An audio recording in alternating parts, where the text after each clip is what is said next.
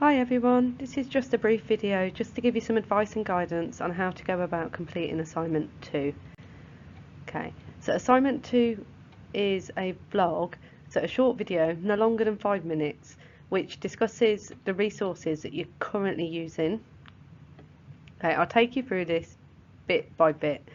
Okay, so the first outcome is asking you to describe which VLE and OER resources that you're currently using.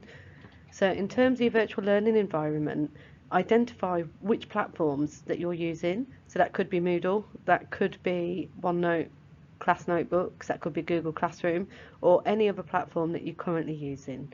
Okay, now once you've done that, you're going to need to explain some of the tools inside of that VLE that you use.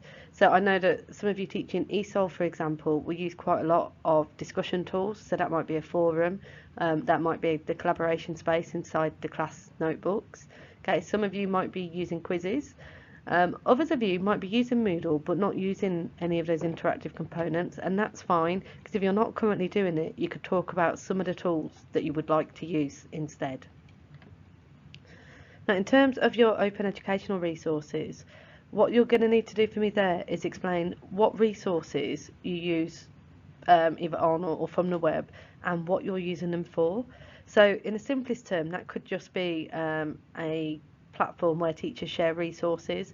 So that could be something like test resources, or it could be the JISC online construction videos, for example, where they've got all of those videos for health and safety and the core components of courses.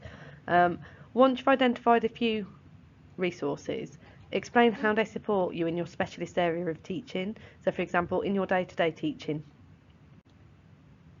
Okay. Then what you're going to need to do is explain what these resources add to your lesson. So basically, what do they do that would be difficult for you to deliver without them? So for example, we all know that creating resources is a long process.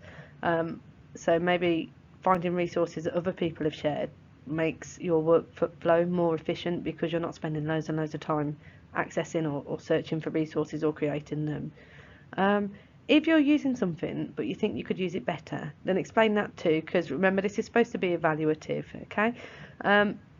In terms of the resources you use, perhaps stick to 2 or 3. Then for the last part, for each one, you'll need to explain that where on the SAMA model the tools sit currently. So for many, they'll just be substitution, for example. So for example, if you're getting a worksheet from somewhere, then you're substituting a pencil and paper activity, maybe. And then explain how you might be able to improve them so that they could move up a level. So an example of that might be that you're currently using a discussion forum in Moodle so that students can share ideas or receive some feedback. You could have a look at how you could redefine the activity, perhaps, so that a student shares work and then gets feedback and then goes in and says how they've improved something, so that you're actually augmenting it somehow, you're giving it an improvement.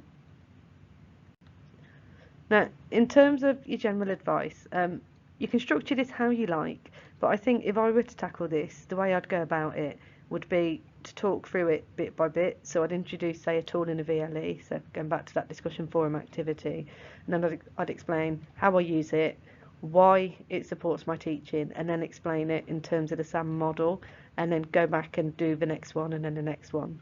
But again, you can do it how you like. Right, in terms of your video itself, again, like the last vlogs you made, you can create these however you like.